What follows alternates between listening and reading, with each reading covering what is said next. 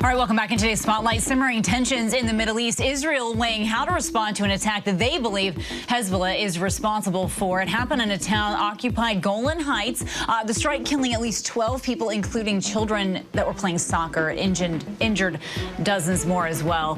Israeli Prime Minister Benjamin Netanyahu visiting the scene of the strike earlier today. You see him there saying, quote, "The state of Israel will not and cannot put this on the agenda. Our response to it will come, and it will be difficult."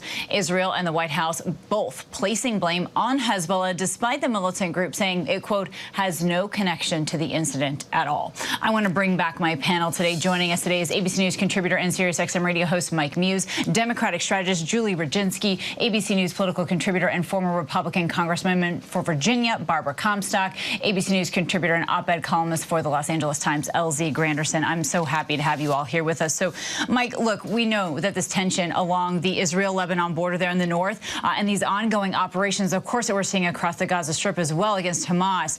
After this now has happened, what is that pressure like? What does this conflict now do to Israeli Prime Minister Benjamin Netanyahu and the pressure he's under to respond, and appropriately?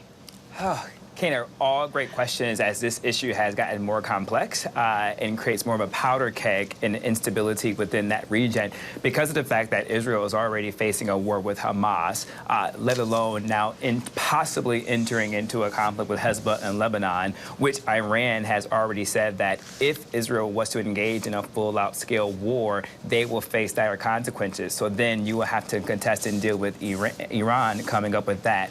This is a time now where there's so much uncertainty, where we've seen Prime Minister Benjamin Netanyahu become more hawkish in his approach to how he wants to respond to Hamas.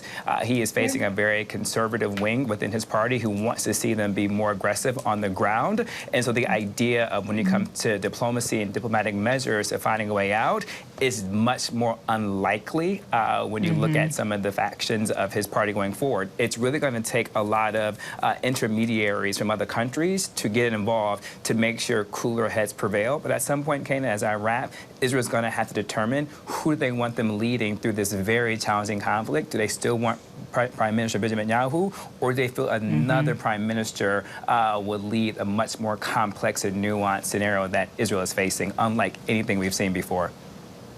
Right, and it sounds like there was a lot of conversations had between leaders in the Middle East and the U.S. as well throughout the weekend. So, Barbara, do you see any kind of diplomatic solution here, or at least what kind of conversations here are ongoing?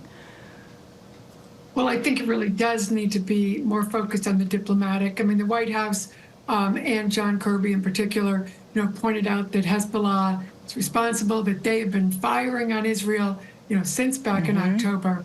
So certainly they're responsible, but we don't need to have, we certainly don't want to have this powder keg, have this all-out war. It's a very delicate situation.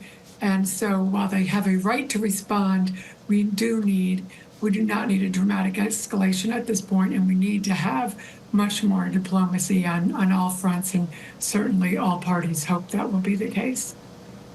And Julie, how would you counsel President Biden in this moment to navigate this, noting here, of course, he's now viewed as a lame duck president? Well, it's very complicated because, of course, you have not just the different stakeholders in the Middle East who don't get along with each other, and the fact that we're trying to create not just a pathway to peace for the Arabs and Israelis in that part of the world, but also a larger, broader peace treaty between the Saudis and Israel at the same time as we're trying to create a coalition to stand strong against Iran. But look, you're dealing here with people whose agendas are not necessarily just about creating peace, right? You're dealing with Hezbollah, which is a proxy for Iran, which wants nothing more than to create just chaos and to prevent any kind of Saudi rapprochement with Israelis. And you're dealing with an Israeli prime minister who's caring much more about his own protection and his own hide than he is about protecting his nation at the moment. So it's an incredibly difficult scenario with very, very few transparent agendas, except for possibly the United States. Right, and it's our understanding here that the Prime Minister even cut his trip to the U.S. short here after this happened. LZ, Israel says, right, they will respond.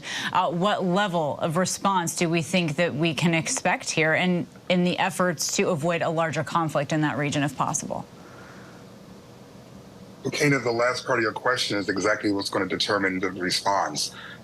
Why are they responding, right? If you look at Hezbollah, and all of our guests have said the exact same thing, which is Hezbollah is not trying to seek peace; they're seeking to provoke. And if you look at how they had their attack, it wasn't a strategic attack to impact Israel's military. It was meant to frighten people.